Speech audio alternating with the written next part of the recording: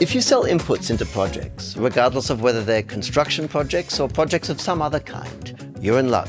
I'm about to introduce you to a model for project sales that will enable you to generate high-quality sales opportunities or leads at scale. Make it easy to start conversations with influencers and decision makers. Ensure you punch above your weight class, that you win more than your fair share of projects, and ensure you outgrow your competitors. There's only one downside. Your sales team may not love this model.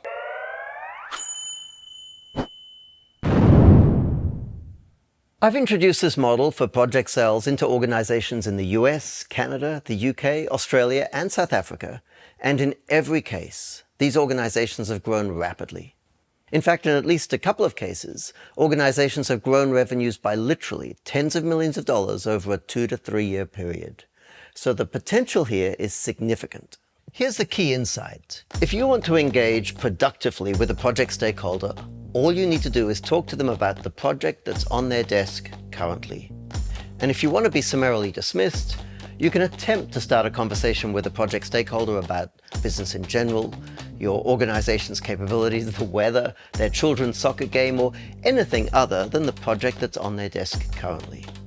Folks who work in project environments, project stakeholders as we call them, tend to be laser focused on individual projects. This is not the case in non-project environments, where folks focus primarily on process and discrete jobs are a secondary consideration. Because project stakeholders are laser focused on individual projects, it's easy for vendors to be relevant and just as easy to be irrelevant. So this insight, this blinding flash of the obvious, leads us to a guiding principle that will inform the design of your sales department moving forward.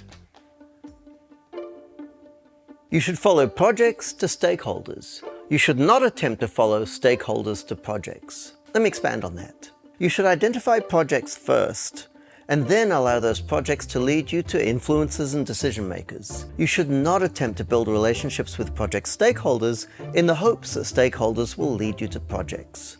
I'm not saying the latter approach can't work, it can, but it produces a significantly lower return on sales effort. So if you want your organization to punch above its weight class, you should insist that your sales department follows projects to stakeholders. Now, you can expect your sales team to be less than excited about this approach because they're probably convinced they create value by building and nurturing personal relationships. Their preference will likely be to continue to travel around the countryside, dropping in on influencers and decision makers, pressing hands and making nice in the hopes they stumble across projects. So this is the point in our little discussion where we reach a fork in the road. You need to decide if your primary concern is the comfort of your salespeople or the growth of your organization. If it's the latter, you're in the right place. So the obvious problem with the directive to follow projects to stakeholders is that it presupposes a list of projects to follow. If you don't have such a list, what you do have, obviously, is a chicken and egg problem, which is to say, no chicken and no egg. But here's the good news. And listen carefully because this is really good news. In almost every project environment I've encountered, there's a readily available list of projects to pursue. It might be that there's a third party that compiles such a list and makes it available on a subscription basis. This is the case in the construction industry. Or it might be that the data you need to build such a list is readily available in the public domain. This is the case in the mining industry. Or worst case, you might need to start with publicly available data and compile the list yourself. Now, this can be a tedious endeavor, but it's generally a low-cost one. The starting point, then, for your redesigned sales department is an exhaustive database of projects. If you can subscribe to this database, then go ahead and subscribe. If you can't, then invest in the resources required to compile it. I mean this literally. Before you do anything else, figure out how to get access to an exhaustive project database. In the absence of this database, you don't need salespeople. They're an expensive distraction. Solve the database problem first. Do not pass go. Do not collect $200. Now, if you're in the construction industry, you're in luck. In every jurisdiction I've worked, there are multiple agencies that compile and license databases of construction projects. But in almost every organization, I hear two objections about these databases. Both are ill-founded, but you must expect to hear them the moment you suggest subscribing to a construction data feed. The first objection is that the organization has subscribed to a construction feed in the past and experienced a poor return on investment. Now, this is probably true, but it's also likely true that historically this feed was handed directly to salespeople who were more interested in pursuing people than pursuing projects. As I'll explain in a moment, construction data should not be handed directly to salespeople, and any conclusions drawn from doing so in the past must be discarded. The second objection is the common claim that the feed is missing projects. This claim is almost always false. The reality is that most construction data feeds begin tracking projects from the issuance of local permits. In most jurisdictions, there's virtually no project that commences until someone's pulled a permit. When you hear this objection, what's commonly occurred is that a well-meaning individual has applied an overly aggressive filter on the website of the service provider, and the feed is being evaluated based upon the filtered data and not on the contents of the master dataset. It's important to understand that your project database is a dynamic thing. It needs to be nurtured and updated continuously. If you cease to pay attention to this database, it'll be buggy within weeks and worthless within months. Your database is the result of research. If you're lucky, much of that research will be performed by a third-party team, but some of it will always be your responsibility. This means that in order to maintain that critical project database, you must have an internal research team. Now, it may be a very small team, as small as a single individual perhaps. But if you don't have at least one full-time researcher, then you don't have a project database in any meaningful sense. Now, you may be wondering, if you're paying a third party for data, why do you need supplementary internal research? There are two reasons. First, your information requirements will differ slightly from those of your competitors. There'll be different points in the life cycle of projects when it makes sense for you to engage, and different individuals it makes sense for you to engage with. Second, in most project environments, there are periods within the project life cycle where projects have a tendency to hibernate. During these periods, there's no requirement for salesmanship. However, it is necessary to probe periodically to determine when the project has emerged from hibernation. Obviously, it makes a lot more sense for researchers to perform these periodic checks rather than your much more expensive salespeople. At this point in the conversation, you might start to worry about costs. I've just cancelled you to build a research team upstream from your sales team. It's reasonable for you to wonder about how you'll fund this additional headcount. Here's the thing, salespeople are very expensive. But in most organizations, they spend the lion's share of their time performing low-value tasks. My approach to project sales transfers all these low-value tasks to less expensive personnel, so your salespeople can focus on the one activity that produces the best return on their time, and that's selling conversations. If you adopt this approach intelligently, your total payroll cost will stay about the same. However, you'll likely end up with fewer expensive salespeople, a larger team of lower-cost support personnel, and a significantly higher volume of sales activity. Speaking of a larger team, now's a good time to introduce you to the cast of characters in our new project-first sales model. In the center here, we have our sales team. You'll notice that salespeople are wearing headsets, indicating they're office-based. Upstream from salespeople, you can see the research team we've been discussing. This team is consuming a third-party data feed and maintaining the project database. This database is used to replenish salespeople's opportunities as they consume them. Downstream from salespeople, we have a field specialist. This person is responsible for any and all field activities, freeing salespeople and technical folks to work inside. And then underneath the sales team, we have the technical team. This team is responsible for solution design, estimating, and proposal generation.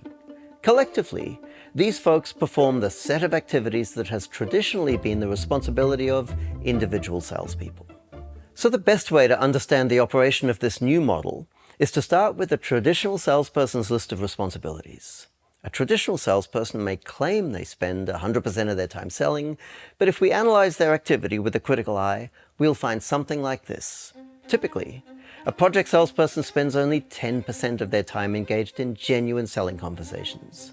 The balance of their time is devoted to visiting stakeholders looking to identify projects, generating proposals, and performing technical field visits. In the new model, there's no need for salespeople to drop in on stakeholders in the hopes of discovering projects because the research team is already maintaining an exhaustive project database. There's no need for salespeople to involve themselves in requirement discovery, solution design, estimating, or proposal generation because the technical team takes full responsibility for this entire package of work. And with project discovery and proposal generation moving to the research and technical teams respectively, the requirement for salespeople to be in the field is dramatically reduced. It makes a lot more sense to have a small number of field specialists who perform all field-based activities. These activities might include visits to architects or engineers prior to specification. They might include visits to sites to gather detailed requirements prior to solution design and proposal generation. And they might include post-sale visits to take measurements or assist with installation. An ideal field specialist has both commercial and technical skills, meaning they can operate as an extension of both the sales and the technical teams, whenever field-based activities are required. Of course, with non-sales activities moving to other resources, salespeople have a significant increase in sales capacity. By significant, I mean a 10 times increase. Now, this is literally the case in every project environment I encounter. When salespeople operate in the traditional stakeholder-first model, they literally spend only 10% of their time engaged in genuine selling conversations. And when the organization transitions to the project-first model, this 10% swells to 100%. This is reflected in the size of each salesperson's opportunity pipeline. When salespeople are multitasking and performing a mix of inside and outside work, they can only actively pursue around 10 opportunities simultaneously. However, when they're inside, focused exclusively on selling conversations, they can comfortably pursue a pipeline of more than 100 sales opportunities. This means that 3 salespeople in this model can pursue as many opportunities as 30 salespeople in the traditional model. What's more, in the new model, we typically see quality improvements across the board too. The research team does a better job of discovering the optimal projects for the organization to pursue. Salespeople pursue opportunities much more vigorously. The technical team devises better solutions and prepares much more compelling proposals, and field specialists ensure that critical field activities are performed faster and to a higher technical standard. At the outset, I mentioned there are cases where organizations have grown revenues by literally tens of millions of dollars over a 2 to 3 year period by transitioning to this model. It all boils down to some pretty basic math. Let's consider both models. For each, let's contrast the total payroll cost and the total number of sales opportunities that can be pursued given this investment in payroll. We'll start by considering an organization operating the traditional stakeholder-first model. This organization has 7 salespeople and no support team members. Salespeople are responsible for everything, and they do a mix of inside and outside work. You can see they're not wearing headsets. In this model, the payroll cost is whatever 7 salespeople cost, and this organization is pursuing 70 opportunities at any one point in time. That's 10 per salesperson. Now, if we compare this to the new model, you can see that there are more team members. There are only 3 salespeople, but there are also 3 researchers, 3 technical team members, and 1 field specialist. That's a total headcount of 10. However, some of these team members cost less than salespeople. We'll assume that researchers cost about 35% of what you'd pay a salesperson, and technical personnel about 70%. We'll assume you pay a field specialist the same as a salesperson. If we do the math, the payroll cost in the project-first model is almost identical to the traditional model. However, the organization is now pursuing 300 opportunities at any one point in time. That's 100 per salesperson. 4 times as many opportunities for the same cost. Obviously, if you can win projects at 4 times the rate with no commensurate increase in expenses, there'll be a step change in the profitability of your organization. And if you choose, you can then take some of the free cash flow resulting from these additional profits and use it to scale up your sales team. In those cases where we've seen organizations grow rapidly after transitioning to this model, this is exactly how they've done it.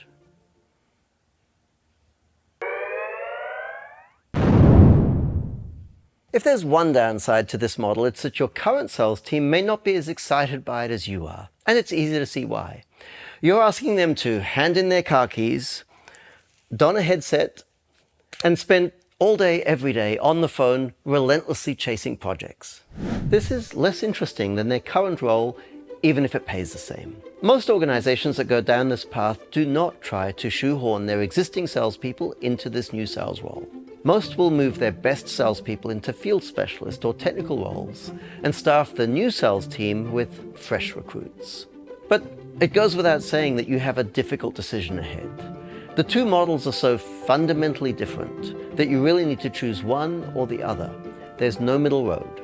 Maintaining the traditional model will keep the peace with your sales team, but the cost is a slower rate of growth. There's also the risk that a competitor might embrace this model before you do and use their early start to upset the balance of power in your marketplace.